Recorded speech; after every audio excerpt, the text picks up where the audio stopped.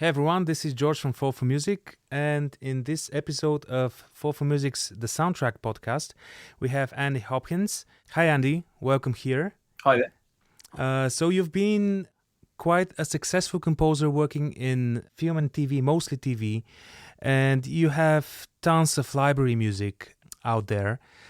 So I'm really lucky that I've been able to work with you on some of your sessions, some of your music, and was lucky enough to conduct it.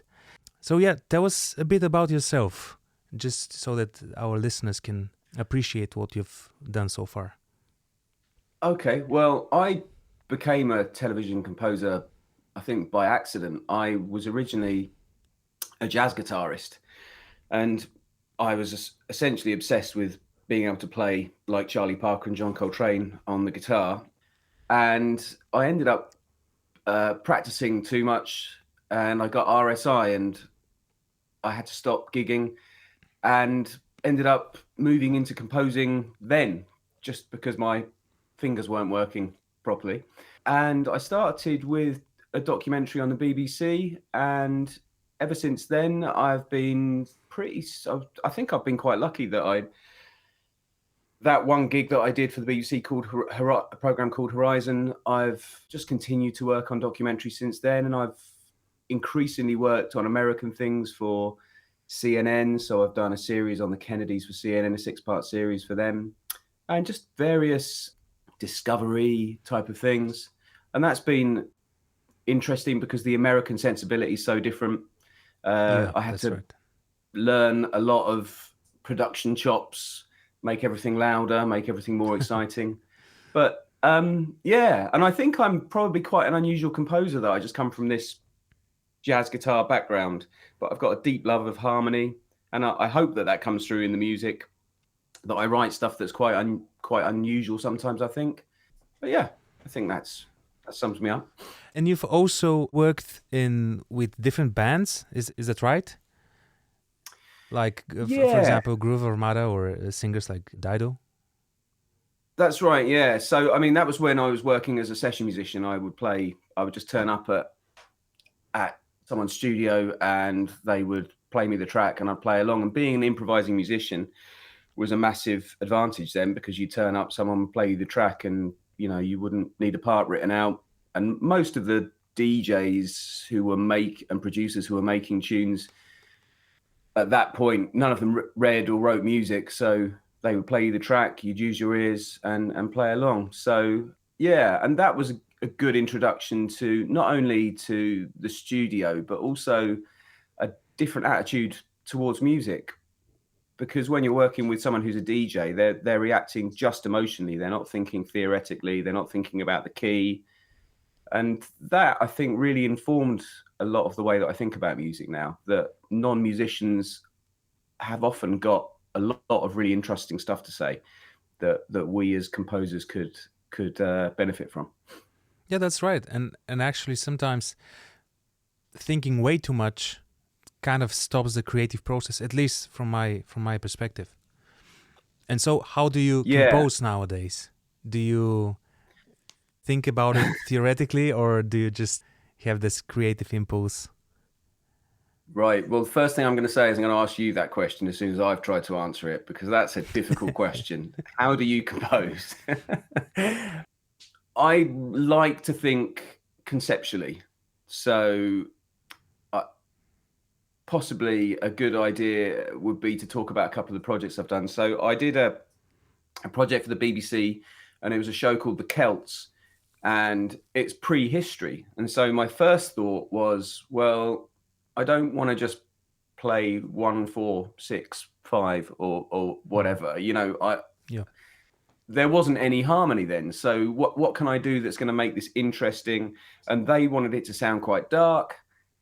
And so I started experimenting with alternate tunings and temperaments, and that was my concept. It ended up making it almost impossible to write any music for the series after about 3 weeks, because I wasn't allowed to use chords or scales. Yeah. So obviously, eventually I had to lean back into the stuff that I already knew. But I ended up with some really interesting sounds, and I guess textures, and, you know, changing omnispheres, temperament to the Pythagorean scale, that sort Yeah. of thing, Yeah. was really interesting. But then at the moment, I'm doing a gig, and the concept I've come up with is 80s synth opera. So, which That's sounds awesome. terrible. That's awesome, actually. Yeah. Either brilliant or awesome or terrible. But yeah, so the idea of actually taking the structures and harmonies of an opera and applying synths to it, and maybe a touch of disco as well. And there are dramatic reasons for that, because what we're trying to use humor, but we're also trying to make this epic. But that's where I come from when I'm composing. I come from a conceptual point of view. Then I'll often just listen to lots of music within that genre. And if I just catch a moment that I love, I'll probably harmonically take that apart, then expand it. So I think I come from quite a conceptual and theoretical point of view when I'm planning. And then the things that I choose, I react very, very emotionally. Yeah. And then I start to get into arranging. But the other thing that I think I do, which is perhaps quite unusual, is I don't like the idea of setting what instruments I'm using. I don't like the idea of thinking, oh, well, I've got a string section and a horn section and a piano, and I'm going to do this. I like thinking, well, what's the format of the band for this gig? You know, what instruments am I using? What's the sound going to be? And I often end up leaning on strings because they sound so amazing. But yeah, I don't have a template that I use. Yeah. You know, everything is bespoke. Yeah, How do you work? I was about to ask you, yeah, about the templates. Oh, well, myself, it's a nasty question. Yeah. I also find that maybe the hardest thing for me to do is to write the theme, if the show or the gig allows for a thematic approach. So I have here this book, which is full of scribbles and weird stuff that I mostly write. And after I finish doing this, after I have like either the thematic approach or motives or themes for different characters, then I also think about the sound, the overall sound of the story that I'm applying this music to. And then it becomes kind of easy. Then it just flows, at least in my perspective. And maybe this is also one of the reasons why I absolutely hate stuff like, for example, I was doing a show that's basically a rom-com with a bit of drama in it. So obviously you get the romantic comedy part, that's kind of easy. So I'm using all those. Decided to go with some guitars, to record some guitars with an orchestra, and then suddenly there's at around the end of the movie there's like a song, which is in a completely different genre, and they cannot. I think they used Eric Clapton or something like this. Yeah, it was Eric Clapton, definitely. So, and they asked me to do something in that bluesy ballad type of a thing, and I already had like the whole sound of the film in my head, and this was a completely different thing. So it's a bit hard for me to detach myself from that when I start writing. But yeah, that's tricky when someone drops a tune in the middle of your work. I think I can get very fixed and kind of one track about what this program sounds like. And actually, I think audience is quite like a palette cleanser or a complete change of direction sometimes.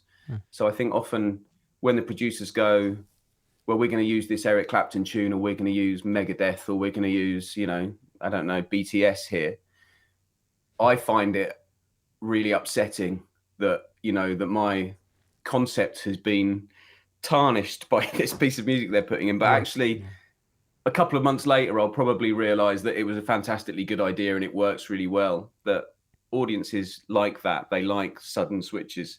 How did you feel that worked in the show that you did? Yeah, and in this film it was more maybe a cheesy move from their side, so that there was like a wedding on screen, so they decided to go with a ballad instead of a like romantic version, orchestral romantic version of the main theme. So it's just a different decision. But yeah, and actually, have you watched? There's a TV show called Supernatural. I think one of the composers is Christopher Leonard's. And have you watched this show? Yeah.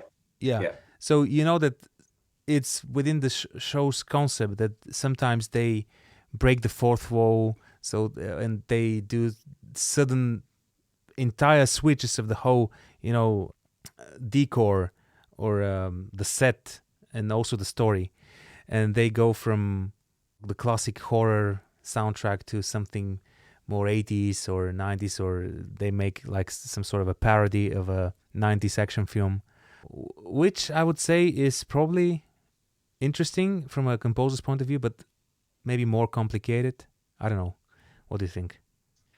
Yeah, I think one of the interesting tools in our armory as composers is a signpost or a reference, right? So Yeah. if I want to create emotion, I know that there are instruments, techniques, chords, melodies I can use. And, like for instance, I can return to the main theme and I can put it in a different harmonic setting or etc. But one of the things is to reference a genre, an era, an instrument. And actually, if you do it as extremely as in an extreme way as you just described, where you go, completely into a particular genre, that's actually a really effective device. So I think if you are doing like an orchestral score and then all of a sudden some cheesy 80s synth turns up, actually that's really powerful. And it's actually a really simple way to tell the audience that something very different's happening. So I think I was having a conversation with a sound guy yesterday who works on the show Euphoria. Yeah. And HBO, right? Yeah. Yeah. And we were talking about the way an extreme sound can tell a story. Over a period of 10 or 15 seconds, you could have just a sort of drone that changes, and I think that I think really interesting stuff's being done in music and sound design at the moment.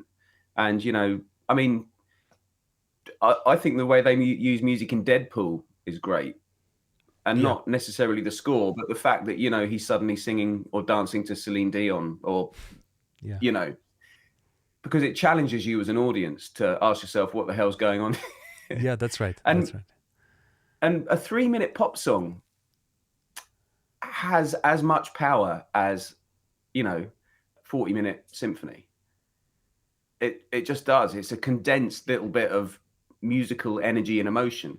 And I think that it's worth remembering that as composers, that pop music has a lot to teach us about how to make people feel emotional very, very quickly. Yeah, and also jazz as well, since you're coming from a jazz background. I basically love, one of my favorite albums of all time is Kind of Blue by Miles Davis. And I think that this, to me, is way more impactful than, I don't know, Mahler, for example.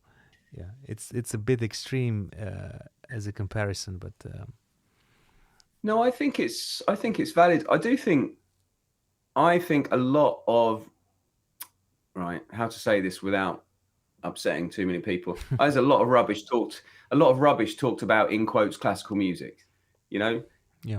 As a musician, I will go to a concert sometimes, and you're listening to, I don't know, a symphony by someone, and one of the movements, they're just passing the melody around, and then they, around the sections, and then they go to the relative minor, and then there's a key change, and then they go to the 5 and they come back. And I sit there sometimes thinking, God, this is really going on a bit. It's a bit long and a bit boring.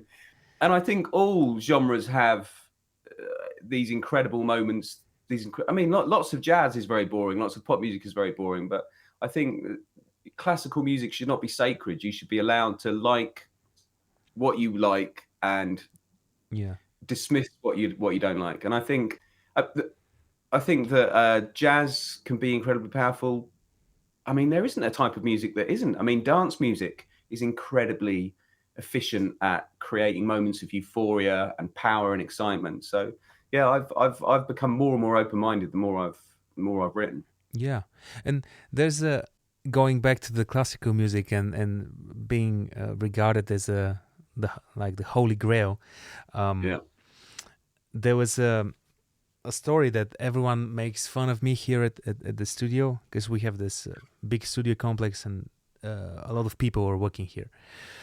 And so I was doing. It's actually the same film that I was talking about earlier. So they asked for a song at the end for the end credits. And normally I don't do songs because I prefer instrumental music. But anyway, so they gave me the lyrics. They hired like this famous Bulgarian lyricist. It's in Bulgarian. Mm. So I started writing the song, and it starts like a weird Balkan brass band ballad. Okay, cool. It's in minor, and then it's in A minor, and then the chorus comes up, and they asked me to do it. I was using the sixth, so basically going to F major, but they said no, this doesn't sound very exciting. Let's do it in A major, and I was like, that's a bit strange, isn't it? I mean, I love going from minor to major, and I do it a lot, and a lot of people make fun of me about this. But for the entire song to be in A minor, that's the secret weapon, George. Minor to major is yeah, that's right. what we should all be doing. Yeah, but in their defense, the song is really awful. I have to be honest. It's a crappy song, and yeah, it stays like this. It's an A major, so it goes in A minor, then stops for one bar, and then goes to A major. It's really very cheesy. So a few days back, I was listening with.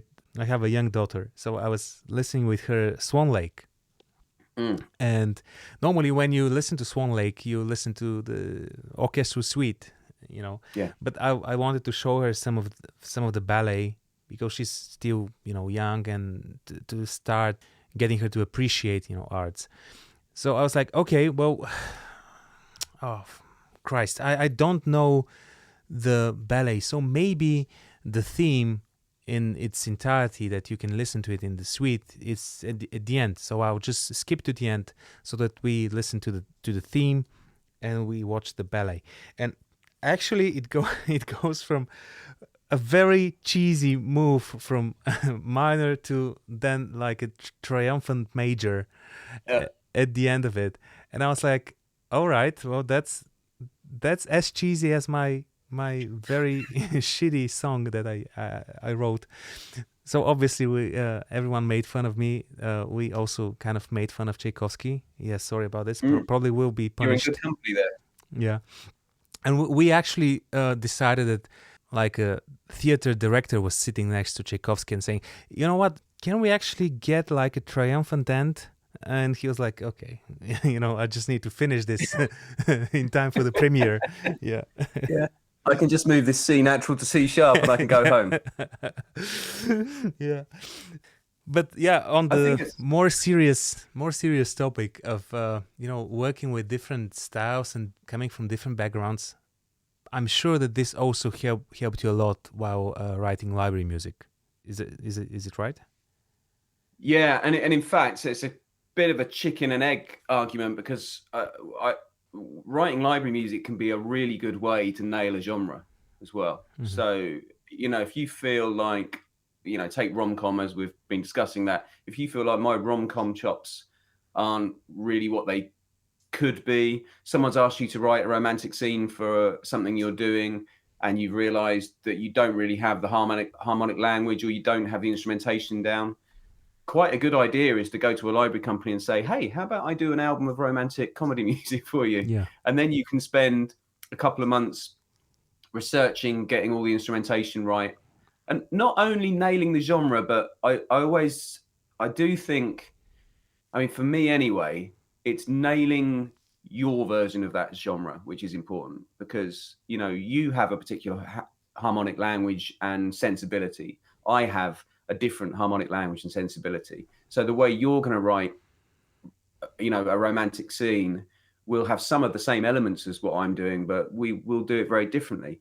And I think it's as much about discovering your own voice as it is about getting the technical details together. So I have, and one of the things that I do when I'm trying to nail a genre as well is to just think about, well, okay, when I think about romance, what are the 3 tunes that come to mind? Is it the theme from Romeo and Juliet, or is it a pop tune from the 80s, or is it a film? So, and library music's great for that, because it not only does it challenge you, but it offers you an opportunity to get paid to do some research. So I've written everything from choral polyphony to drum and bass to dance music to, I've attempted Bulgarian folk music in 7/8, but probably done it pretty badly. I mean, you wrote some library, and I formed a company, True Stories, which essentially was, I really love writing library music. I love library music. I love it as a kind of playground, because I don't have a director telling me, for instance, to end my minor tune on a major chord. Yeah. And so it's actually a great place for sort of some pure expression of just how I think a genre should sound. And when you wrote for us, you wrote really beautiful tunes, really lovely stuff. I was struck by how much more organized you are than me as well, which was something to aspire to. But have you written much library music? What's your experience been? Well, actually, I've written a lot of library music as well, and I wouldn't say as much as you, but yeah, in different genres, mostly orchestral stuff and film stuff, ethnic stuff. But to be honest, one of the biggest lessons that I got from writing library music was actually from you. And I never actually told you this, but yeah, because as you said, when you write a library track, you're thinking about from a purely creative, point of view. So, here are some ideas. So I want to make this. It needs to be 2 minutes long, or whatever, or 3 minutes, or 1 minute 40 if it's a trailer track. And then you have a certain specifics, which are mostly genre, and then probably a lot of technical stuff like stems and versions and cuts and so forth. But nobody really pays attention to it apart from the genre. So obviously, if the genre is not the same, it just works. So we had this conversation. I was doing this track for Penguins, and I sent it over to you, and you gave me this feedback that I have a lot of things going on, but then I should make some sort of a pause, because let's say if I have a 8-bar like phrase or loop or pattern, then we get some shots of penguins playing around, and then we need another 8 bars for the narrator to say something about those penguins when we're talking about documentary. And normally, if I am scoring a documentary, I'll probably do it just like that, but not when I was doing library music, because in a way I forgot what the end target audience is for this track.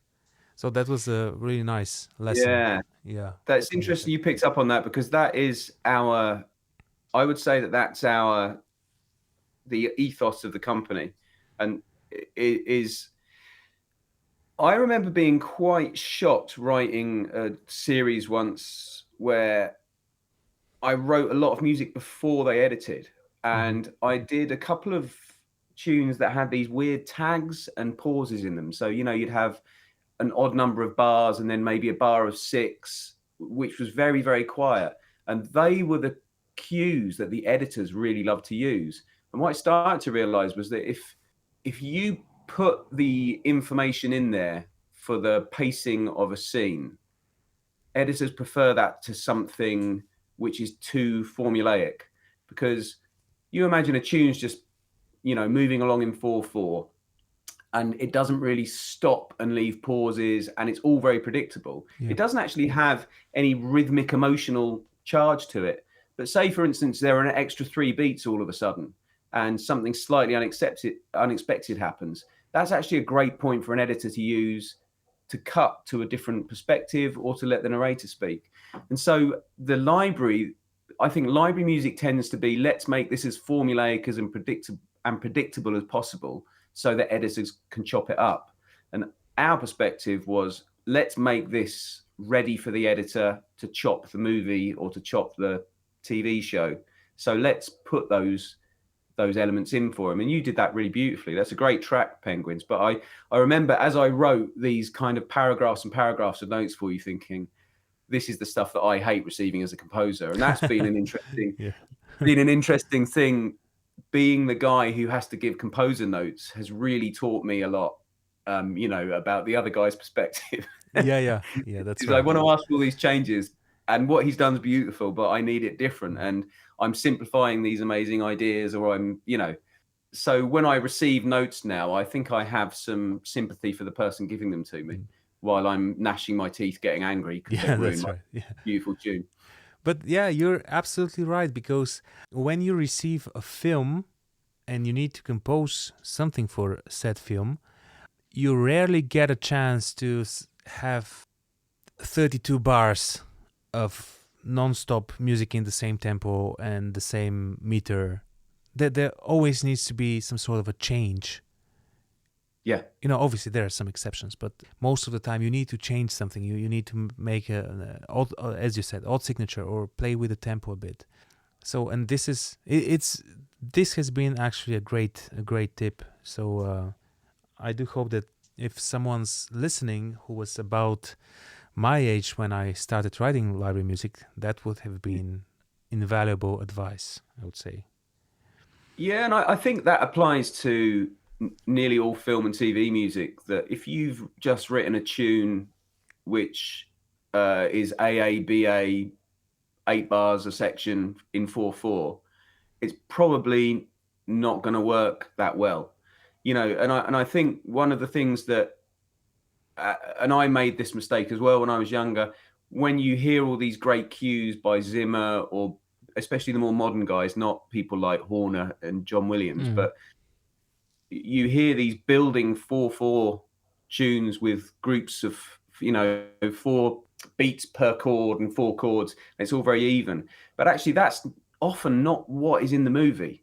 What's in the movie is a much more mixed up perspective with these odd bars in to make it fit, and people are cutting different stems out, so you'll have just percussion here. And there's a very big difference between a soundtrack album and a soundtrack. The soundtrack album has been edited to sound like a tune you can listen to at home, and I think weaving in and out of what's going on screen is a major skill. So I remember one of the things I did, because I came from a jazz perspective, which is very much, we love AA, BA forms. Yeah. And was actually just sitting down and jotting down lengths of bars, bar numbers, chords through a whole movie. I remember doing it through The Bourne Conspiracy, just sitting there and just noting where the harmony went, how long the bars were, because I wasn't really interested in what John Powell was writing. I mean, it's a great score and he's a genius. Yeah. I was interested in what the forms were. Why are there 6 bars here? Why is there a bar of 3? Why does he not write anything for the first half of this scene? And why does he enter the scene here? I think these are sometimes the things that people miss when they're doing their incredible version of Time, and they've got this lovely, fantastic, because Time's a brilliant track. Yeah. And I hear these guys sometimes and they're like 16 and they've written this incredible version of it, and their production's brilliant and the melody's brilliant and the chords are brilliant. I sort of think, do you realize how little chance you're going to get to write that when you start working? Yeah, no one's going to say, just write us a big banger of a tune. They're going to go, can you weave between this difficult dialogue and not get in the way, is what they're going to ask most of the time. Yeah. How do you manage this situation with dialogue? I write around it. And I think the best phrase that I heard, and I don't know how you feel about this, is that often the dialogue is your top line instrument. Yeah, makes sense. Absolutely. Yeah. Yeah. And so I like responding to dialogue. Mhm. And I think that's another good tip for anyone writing, that I think this might even be something that Hans Zimmer said, but that's that you don't have to hit the action all the time. You can play to the audience reaction. So if something happens, you can react to it musically a second later, Yeah. because what you're doing is you're reinforcing what the audience is feeling. You're not scoring the moment. And that often works really effectively because it gets out of the way of the dialogue. So say if someone says something shocking, you can react to it later. You don't have to hit that moment. And I think getting out of the way of the dialogue, because essentially if you're working on a lower budget project as well, the mixer is not going to spend 2 days making sure that your music soars beautifully above that phrase. Yeah. He's just going to turn it down. So, I mean, I don't know if you've had this experience where you've written a huge, beautiful, emotional track, and then when it's broadcast, you can't hear it. I had I would say a worse experience, because I was doing animated series here in Bulgaria. Right. And so it was some sort of a storytelling prequel, and it was supposed to tell the backstory of our characters. And so they said, oh, all right, listen up, so we're going to have a bit of narration, and we want the music to tell the entire story of this short. It was a 10 or 15 minute short. And I was like, sure, yeah, okay. So I started writing this, and it's heavily, Bulgarian folklore influenced thing, but in a very fantasy style. So I basically gave everything, all my love, to this thing. So Right. it was supposed to, we had a scratch temp narration. So I kind of composed around it, but most of the time it was really, really epic. So turns out that they actually changed the script, and there was narration throughout the whole thing, from beginning to the end. And obviously the music is too epic, so they start to fight each other. But I don't learn about this till the last possible minute. So what they did was they went to the sound guy, and he basically, obviously he was supposed to, dialogue is king, so he was supposed to bring out the words and still keep kind of the music.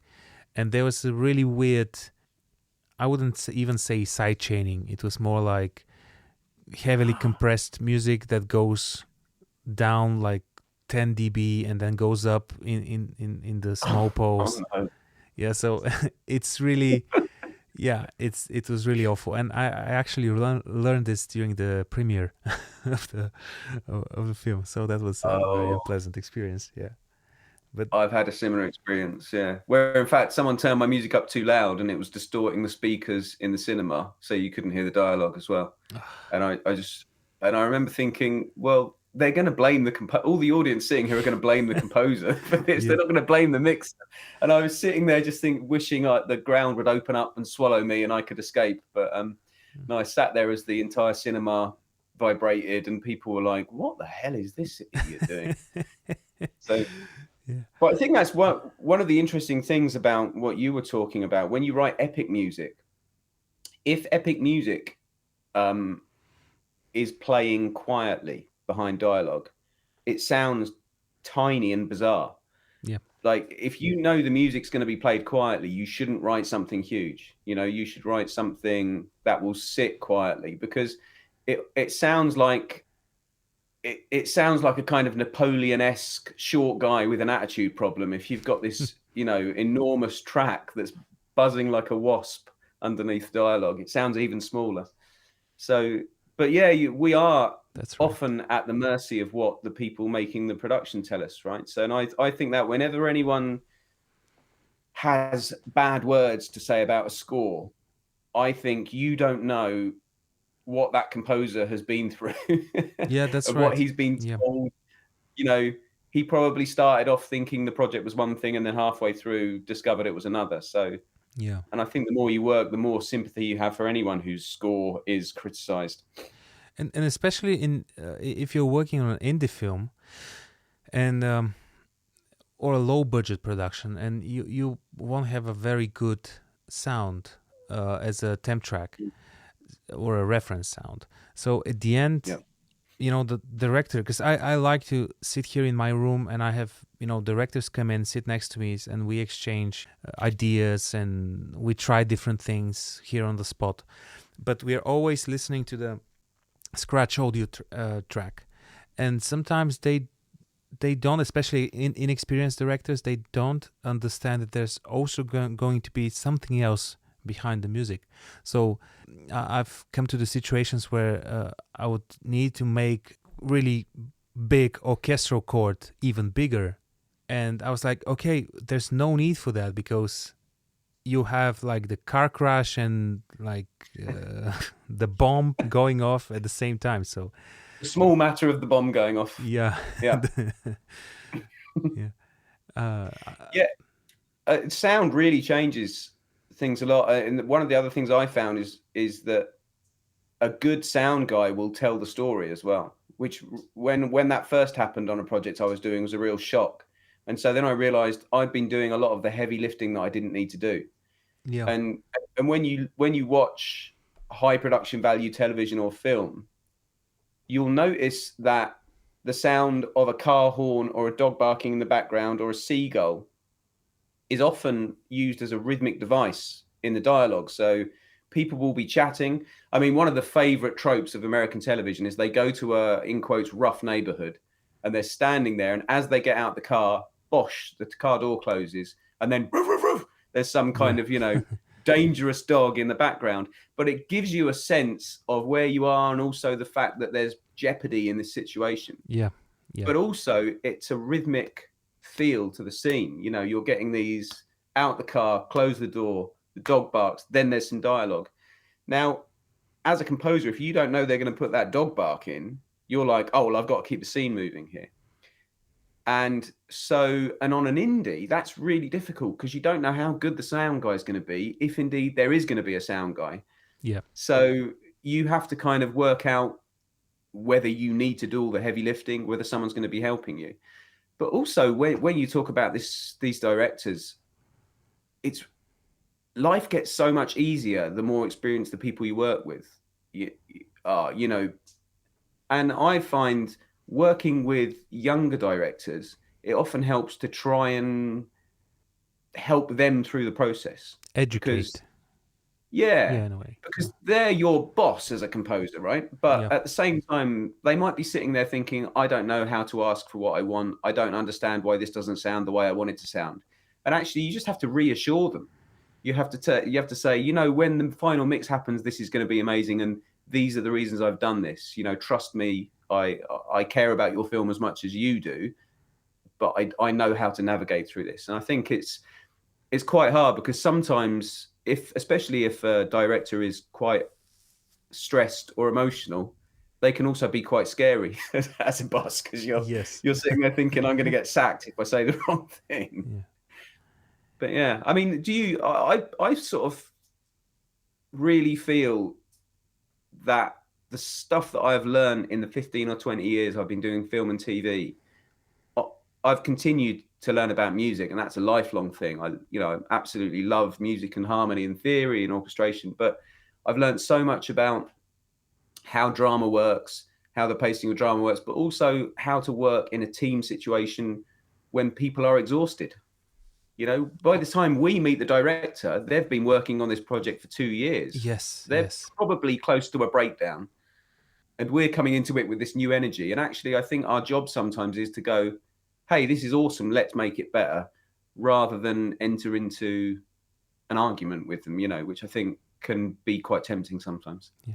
And maybe the best situation is where you have this like really exhausted director come in, and you kind of sense, by their body language or whatever, that they really they are completely fed up with the film. I've had such examples, and then you present something to them, and it brings the light back into the way they appreciate the movie.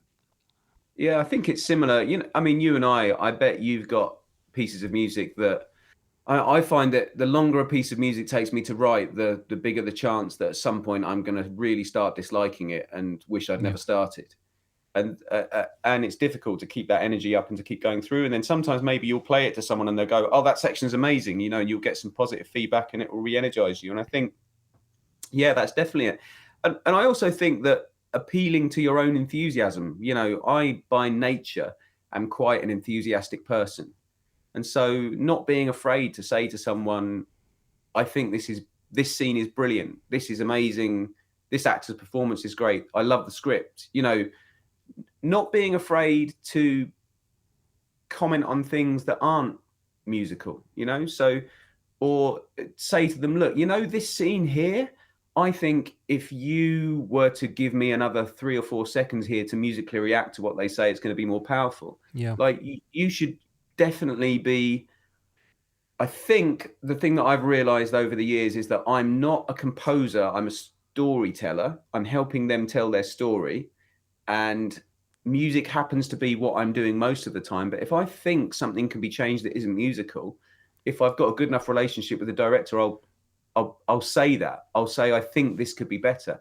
And as you say, they're exhausted, and often they've lost perspective, and they really appreciate someone saying, "This scene could be changed if you change these 2 lines of dialogue around and switch the order." So yeah, I think it's a really, really interesting, and I love that process. I've really learned to enjoy it, whereas I think at first I found it an annoying distraction from the fact that I just wanted to write music.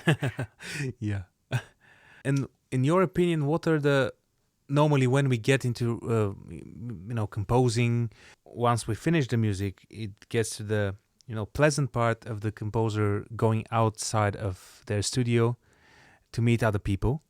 Imagine. So, yeah, what are the challenges during a recording session, in your perspective? Yeah, I mean, I have to say, the first thing I have to say is the most important thing when you're recording, if you're recording strings or orchestral sections, is have a good orchestrator. I mean, copyist really.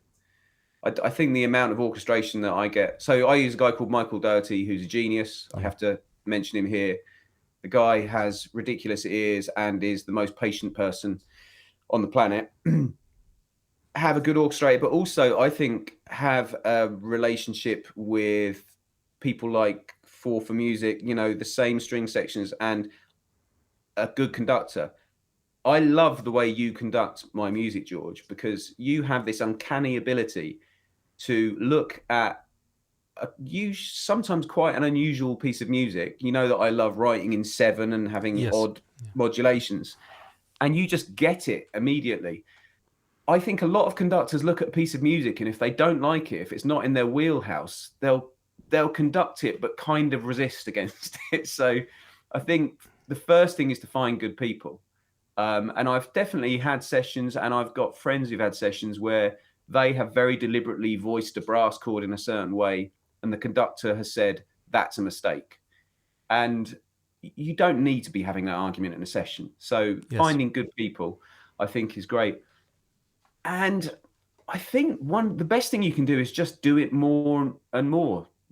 If you want to write music that sounds very much like classical music or very much like standard film music, and you have lots of nice block harmonies in the horns and simple melodies, then it's going to be a lot easier. If you want to try and experiment with sounds, then it's going to take longer.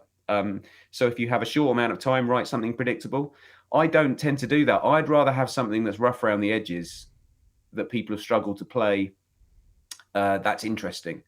So I mean, one of the things that when we did our library tunes, and I recorded mine, and some of mine were quite frilly around the edges and complicated and difficult and maybe some unusual voicings and that sort of thing. They took longer to do. Ian Livingstone did his tunes, and they just sounded beautiful first take because he knows how to write in that way. Your stuff, you just seem to know the orchestra. Your stuff was a really great combination of complex and very playable. And doable. Yeah. Yeah. Yeah. Yeah. I mean, I still remember you, I think it was a major 7 chord in the trombones that you voiced. Mm. It was just a beautiful, beautiful voicing. I remember thinking, well, one, I like the fact that someone's using a 7th in a chord because that doesn't happen very often Yeah. nowadays. But also, just the brass players loved it. You can tell the brass players love it, and I think that, yeah, I think remembering that the players are human and they like to feel comfortable is important. But don't be afraid of upsetting them. Yeah. They This is like a challenge as well. Yeah, I mean, this is probably terrible advice because I don't think my approach to music is very one size fits all. I like the idea of kind of of writing what I hear in my head and then trying to make that work. But yeah, it is really nice when you present something to the horn players or to the strings and you can hear them struggling with it and then it gels, because I know that when I played in a jazz band, it's important to remember that you get given your part. You can't see the score as an individual musician. You don't know that I'm playing a kind of minor second here. I need to be blending with this guy and I need to be careful to not stick out too much, or that the composer wants this minor second to stick out really in an extreme way. And so I remember playing charts that were difficult, and your first reaction is you start to feel nervous because you think your instrument sounds terrible. And then you start to play in a nervous way. And you can hear that with orchestras, that everyone starts to play a bit more quietly because they're not really sure about their part. And it takes a few takes and then they start to get confident. And I think that that's why having a good conductor like you is really important, because the conductor conveys that confidence. Now, that's very kind of you to say. Most of the stuff that I do when I'm conducting is purely comes from an emotional perspective. So I don't go that much into theory, but I've had the chance to listen to a lot of different types of music throughout my life, and I'm not only restricted to, let's say, romantic classical music. So maybe this helps a lot. And to be honest, I'm music nowadays is with samples and with synthesizers. It's much easier for everyone to actually get a hold of it and start writing music, and you get a lot of people who don't have their own voice. And what I really, really like about your music is that first of all, you have a voice, a very distinctive voice, but you also pardon my language, but you have the balls to do it. Because probably I won't do it. I will say, you know what? I have I have a limited time during a session, so I probably will go the safer route and do something that I've already done and something that I know would work. But in your cases, especially with the album that you spoke about, with the nature thing, it had so amazingly good things within that they sound great, but at first hand they are risky because they need more time for the recording, but afterwards they pay off definitely. Yeah, I think so, and I think that that's maybe one of the things that I really like. Is I like when things are a bit out of tune and a bit out of time, for instance. Yeah. And one of the things that really worries directors or worries people these days is we're so used to hearing everything auto-tuned and everything Yes. completely, that when they hear anything that's slightly out of time, they panic because they think, well, my product now doesn't sound expensive. It doesn't sound high quality. And if you listen back to music from the 70s, you listen back to soundtracks or you listen to pop music from the 70s, stuff's a time, the acoustic guitar's a bit out of tune. And also sometimes it's a dramatic device. So I wrote a tune. Actually, I managed to sneak this one past them and they liked it. But I wrote a tune for a series for CNN, the Kennedys, and it was all about poor children in the southern states of America. And so you've got all these images of very poor people. And I played these chords on the acoustic guitar, and the guitar was a cheap guitar, slightly out of tune. And I thought it sounded great. And at first they were quite resistant to the idea of this thing sounding a little bit out of tune, but I wanted it to sound like a child playing the guitar. And as I said, I would rather go for something and have someone perceive it as incompetent than always play it safe. Yes, and I would also add to this that nowadays, especially, this is a problem that I have with piano sounds. Let's say a library like Keyscape, which is a fantastic library. Yeah. So I'll be using the piano. It sounds absolutely marvelous, but then I would like to have a certain grittier sound to it, and it's so perfectly tuned, which is never the case. You know, when all the three strings of the piano, they are not entirely in the same pitch, and you don't have that phasey, chorusy, richness of the sound when you play a chord. Which is something that I lack, because nowadays everything is so over processed, and that's one of the biggest difference between a live orchestra and a sampled orchestra, because the live orchestra will always play differently, and also they'll imagine all the voicings and all the notes within the chord, their harmonic, the perspective, whether it's a seventh, a ninth, or a fifth.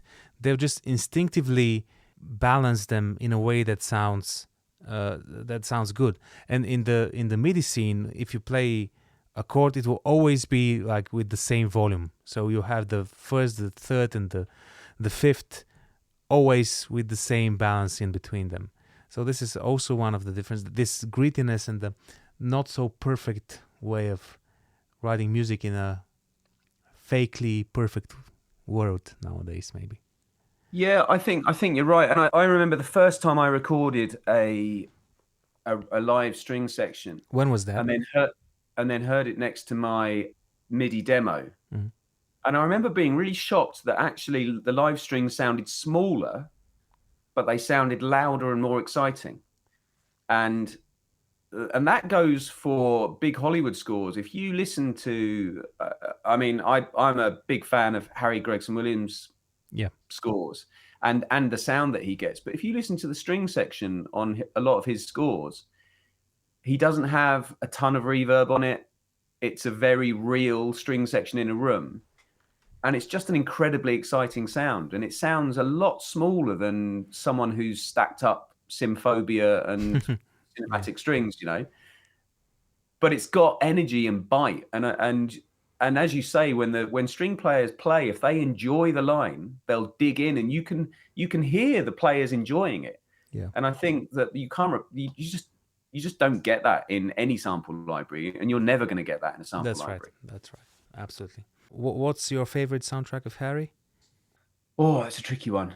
You know what? This is going to be really. I thought his Mulan soundtrack was out of this world. I really, really did think it was incredible. Yeah.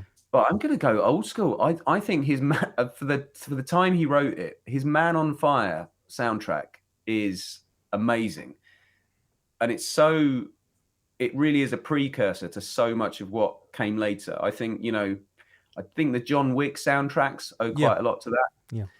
But that kind of the fact that he'll be doing these kind of pseudo Beethoven, lovely sort of string chords, and then a wah-wah guitar will drop, and then like this huge kind of Nine Inch Nails beats happen. I love that. Yeah, it's difficult. What do you have a favorite of his? Yeah, I'm a huge sucker for everything that's fantasy or period drama. So I would definitely go for Kingdom of Heaven. That's maybe, but also I love Man on Fire, and also the Equalizer from his recent stuff is pretty cool. That's a good shout, actually. The way he integrates guitars into that Equalizer soundtrack's really incredible. I mean, one of the things I love about, actually, this is going to be like the Spanish Inquisition Monty Python gag. Two of the things I really like about Harry are, one, that he's incredibly open-minded about genre. And Yeah. he doesn't care whether it's a synth or an oboe or a viol.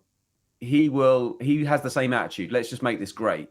And I love that open-mindedness, and I think that's a really important thing that all of us can remember, that you shouldn't rule out any instrument or any genre. But the other thing I like about him is he does have a definite voice. The way he writes harmonically is incredibly different to the way I write. And I love his voice. He's got incredibly clear ideas, really well executed. Very choral-like, would you say? Yeah, and he is a chorister, isn't he? He was a choral scholar when he was a kid. So yeah, absolutely. I mean, it's interesting because Ian Livingstone, I love Ian's writing. I think Ian is a genius, although he won't admit it. But he is. Yeah, he's very modest. yeah, far too modest. Far too modest. He's incredible. He's got such a great ear for melody, and he writes so differently to me. I think I tend to really love composers who surprise me, whose music is something that I just wouldn't go towards. And since we're kind of, I would love to continue this conversation, but I think that it's time for a last question, and this is going to be a very tricky one. Oh no. So what would you say to a younger version of yourself? Ooh, okay. Right, I'm going to stick to music because it could be a very long conversation otherwise with myself. I think you know what, George, I think I've taken quite an unusual route through music, and there are things I could have done differently, but what I did do was work really hard and trusted my own vision. And I think the one thing I would say is, and at points, I think I tried to do what other people wanted me to do. But I think one thing I would say to my young self is keep doing what you believe in, work hard at it, and, strive for excellence in every part of that. And maybe focus on your execution a little bit more than the concepts. But I don't know, because I think that my executions got better during my career.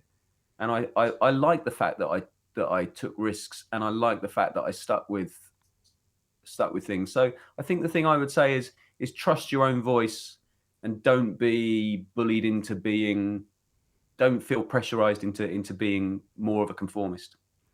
Yeah, and I think that the execution that you speak about, that kind of comes from a craftsmanship point of view. So you become better at the craft. But having fresh ideas, unique voice is probably the most important thing, I would say. This is what distinguishes, for example, Hans Zimmer from a lot of other composers that maybe had even a better understanding of music theory during that time. But he had a unique voice, and he had an understanding about storytelling, which made his career, I would say. Yeah, and his relentless pursuit Yeah. to make his vision work, I think is maybe the thing that I would chime with. That it's, if you take the safe route, if you take the route that everyone's already doing, then execution is going to be easier because you can just look at how other people did it. But if you are going to try new things, sometimes it's not going to sound very good, and you're going to have to try and make it work, and it's going to be upsetting, and you're going to feel very exposed because you've just written this chord that sounds terrible and the director's looking at you. But those risks are worth taking if you end up working out how to execute that stuff perfectly, and you've got an individual voice. I mean, if you listen to some of Hans's earlier scores, they still sound great, but they sound quite exposed and a little bit. The synths aren't perfectly integrated with the orchestra, and you can hear a definite progression. And now where he's got to, he's reinvented cinema, really. Yeah, that's right. And that's he's right. With his vision. So I think, although I obviously put myself on a much lower plane than Hans, I think, sticking with what you believe in, I think is really, really important. But also, there's no excuse for not working really hard at being good at this. That's right. Yep. Lovely. Thank you so much for this conversation. It was really great to speak to you, George. Cheers. You're always welcome.